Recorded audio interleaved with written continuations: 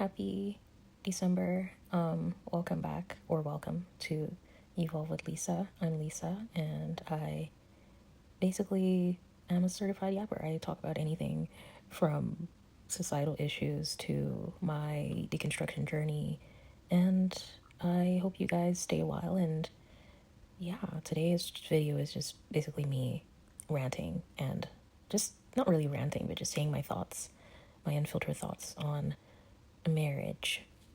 So yeah, I'm trying out this new format today because I just do not have the energy to sit down and do a whole recording and edit it. So I figured it's just easier this way, and then I can record, say my thoughts, and just post it. That way it's just less pressure for me, and I'm less likely to procrastinate. And because that's literally what took me 4 months to do, and that's why I've been MIA. Anyways, so yeah, I want to talk about something I've been thinking about a lot lately, and that is this question: is monogamy restrictive? And more specifically, does anyone else find the general culture around heterosexual relationships to feel a little bit restrictive or constricting in a way? Because, at least for me, the way relationships are talked about, especially monogamous heterosexual ones, is it's just so romanticized to the point where I think we're discouraged from questioning certain things. You know what I mean? It's just like if you question it, there's like pushback, or like people find it really controversial if you say something that's not in line with the general consensus, if that makes sense, or the norm. And I want to be clear. I'm not when I'm talking about marriage and monogamy and hetero relationships, I'm not one of those people who thinks monogamy is inherently unnatural. Because if you observe nature, there's plenty of species that bond and stay together for life, basically. But what I do question, though, is this: if monogamy works so well, why does it seem so difficult at times for people to stay committed long term? Especially when, couples go through things in life, illness or financial issues, infidelity, so many different things, right? And so if you talk to the average couple, right, especially married couples, they usually will describe their relationship, and I'm sure many of you have like heard of this like response or description, right? They usually describe the relationship as, it's a lot of work. It takes a lot of work, but it's so worth it. Or just as something they've just accepted as a part of life. You know what I mean? And every time I hear that response, I just think like, isn't it just better to be alone? And when I say alone, I don't mean isolated, which is fine, right? Some people genuinely do prefer to be completely isolated, and that is all good, like all good, But I mean a life where you're primarily focused on your goals or your ambitions, or some people would describe it as their purpose, right? Outside of marriage and kids, right? And even when you're alone, you have that mindset of being able to allow connections to come and go naturally, right? Like you meet someone, you share something meaningful, and then when it's no longer aligned, then you just kind of like, okay, you go your way and I go my way, type of thing. Because yes, humans crave that kind of intimacy, even beyond platonic relationships, right? But just to me, the idea of committing to someone for life, I genuinely struggle to conceptualize that for myself. I just think at this point in my life, my brain just doesn't work that way. And I think maybe this is another, I don't want to say effect or, but this is just another side to deconstruction that, I don't know, maybe a lot of people don't talk about, or maybe just I'm just not on that side of the internet. Where a lot of people deconstruct and then they question even down to relationships, right, and marriage and just the essence of life, right? Anyways, yeah, my brain just doesn't work that way, and it just feels almost monotonous, like after a while, like predictable and just like boring. And I hate to sound harsh, right? Because there are people who genuinely enjoy that. Like there are people who see a lot of beauty in that partnership, right? Like you're with somebody for life, you've decided to commit to that person and, choose to love this person every day, and just do life with them, right? Like have them be a witness to your ups and downs and all these things, right? I think it can be beautiful. I think I do see the appeal, but like I said, maybe it's just how my brain is just wired. But yeah, these have been my thoughts. These are my struggles, right? So yeah, I would say let's take it back to the beginning of when this whole, or I guess my perspective shifted.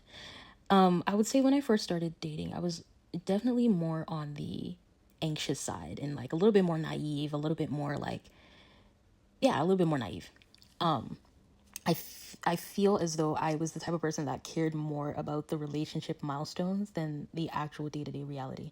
Like I was even more excited about the idea that someone wanted to commit to me than I was about what that commitment actually meant or what that commitment actually required. And then once the expectations kicked in, I had this moment of like, wait, what did I sign up for? Like, I didn't agree to this part, I didn't agree to the conflict. I didn't agree to the arguments part of the relationship, right? I didn't agree to certain, expectations, right? When we're talking intimacy wise. I just, yeah, it's just a weird thing. But honestly, it's not unique to me. That's why I guess I'm having this conversation in a sort of broader picture. Because I feel like this is how a lot of girls and young women are socialized to approach relationships, right? You're just taught to, just go in blindly and, idealize the role of a girlfriend or a wife. And then slowly, with age, with a couple relationships, here and there, you enter a relationship, you break up, and then you get with someone new. And slowly you begin to realize, this is not really what I was sold. I'm not going to say it's not all that, but it's like also it's not all that, you know? And it's, if you're lucky enough to have parents who taught you self-worth, right? You eventually start noticing when certain things don't feel right. I mean, I'm talking within the context of the relationship. But even then, there's still patriarchal conditioning at play, right? Like even if you know your worth, it doesn't sort of it doesn't take away those dynamics, right? The gender roles and certain things that you have to really, that it kind of forces you to mature, right? And really like look at the relationship for what it is, right? And be more realistic than naive, if that makes sense. And so, yeah, women are still celebrated for, being chosen than for choosing themselves. And like I said, that's where that patriarchal conditioning comes into play. A lot of women will stay in relationships not necessarily because they're happy, but because of the optics or this sense of a sunk cost fallacy, right? It's like, okay, they're looking more at the longevity of the relationship rather than the quality of the relationship. And so at this point in my life, I don't know if I believe in marriage. Okay, let me reframe that. I don't know if I want marriage for myself. In general, I wouldn't say that I'm pro or anti marriage, just because, like most social constructs, right? It exists for a reason. Even just looking at it economically, right? Especially if you're planning on having kids, it makes sense. But if you're someone like me, someone who is actively deconstructing, questioning everything, and, just trying to design a life that actually feels aligned to who I am at my core, you eventually have to make peace with the fact that life at its core is a solo journey. Most people are pretty comfortable following social scripts without like necessarily questioning them. And I wouldn't say that that's inherently good or bad. It's just interesting to observe, right? But when you are someone who does question these things out loud, you'll usually get one of three responses, right? And it's just funny because it's literally, if you observe this in your life with anybody who you tell, I don't know how I feel about marriage, or I don't want to get married, especially if you're in the African community, there's no way you haven't encountered one of these things, okay? So the first thing is defensiveness. Some people will try to be defensive or try to psychoanalyze you, right? They'll be like, who hurt you? Are you sure you're not talking from a place of trauma, or are you traumatized or whatever? And then the second one is they will try to reassure you, but it's almost patronizing. It'll sound like, don't worry, you'll find your person.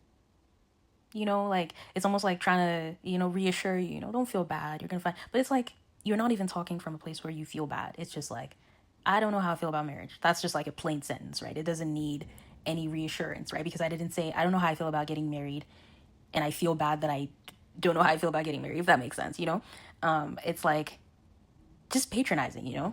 And then the third one is an attempt to try to convince you otherwise.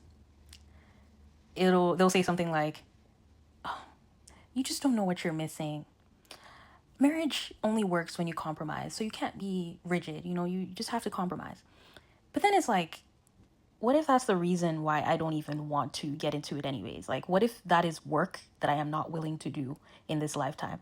Like, what if I'm just not interested in trying to, you know what I mean? Like, what if I'm just not interested in trying to compromise or adjust certain aspects of my personality just to exist or coexist in a relationship with a man or like a partner, right?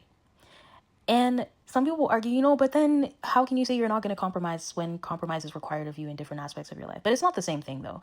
And I wish people would stop saying that. It's not the same thing. Even if it's compromise, right, with your friends, it's like it could be just a simple decision as like, oh, do you want to go to the park today at 5 p.m.? And then you're like, oh, I don't know how I feel about going to the park at 5 a.m. because then I'm going to be tired after work. But then your friend is like, oh, just, I'd really love it if you could make it. Then it's like, okay, I love you and I would try to make it. But it's different within the context of a relationship. It's like I can't just pick up my bags one day and say that I'm deciding I want to go to a different country today. You know what I mean? Like if you're in a relationship, then you have to think, oh, okay, now I'm gonna feel bad because I'm, not wanting to be in the same city with this person anymore. It's like, how are they gonna feel? Do I stay for 5 more months until they do this and then we can move together? But then it's like, if you're single, even if you have friends, you can just literally just just pack your bags, just up and leave.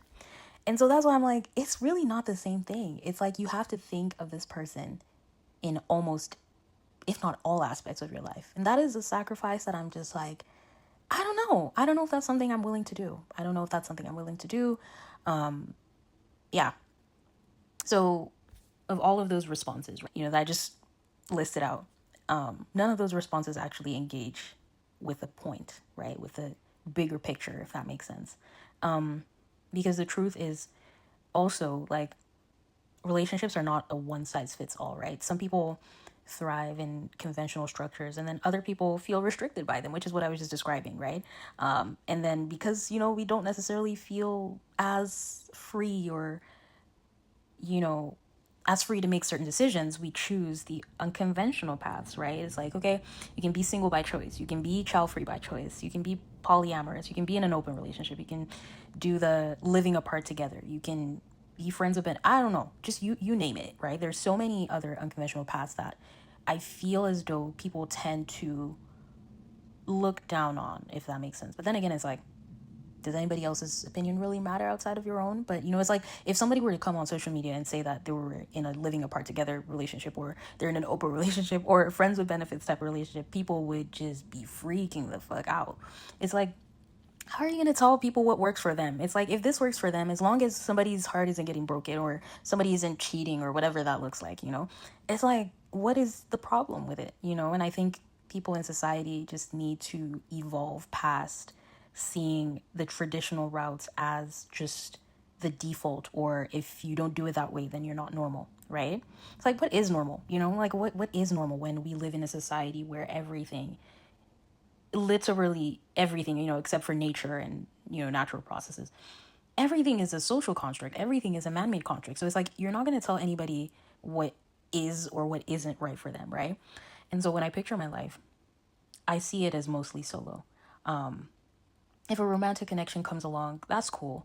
But then it would have to be on very specific terms, right? And honestly, I think the only model that makes sense to me is something like living apart together, where it's like, and for those of you who don't really know what that means, you're in a committed relationship. It could be a long-term relationship, You could be even married, honestly, but then it's like because of just the dynamics of not wanting a loss of autonomy, or just not wanting somebody to be in your space 24/7, right?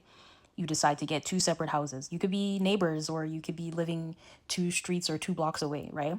But you're still living apart. When you see each other, you see each other, and then you live your separate lives, but not separate lives in that sense where it's like you date multiple people, but it's like you're still committed, but it's like when we see, we see, and when we don't, we still live our lives. And so yeah, I feel like that's the only model that makes sense to me, because I don't see myself signing marriage papers, if that makes sense, like a marriage certificate, especially since I also don't plan on having kids anyway. It makes sense, but like I said, it's not for everybody, right? It's not a one size fits all. And even then, I hit the practical questions, right, of that arrangement, of the living apart together situation that I just described, especially when it comes to finances.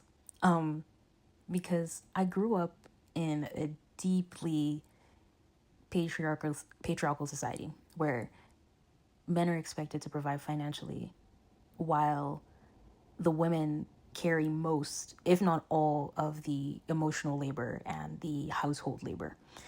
And often in those obviously deeply patriarchal gender roles and arrangements, women often lose their sexual autonomy, right? Because relationships in that arrangement become inherently transactional, right? It's already like every relationship almost, I think almost really every relationship on this planet is practically transactional one way or the other. But it's like, this is just like the height of transactionalness, if that's even a word. And so, as a cis hetero woman dating cis hetero men, you also cannot afford to ignore your best interest, right?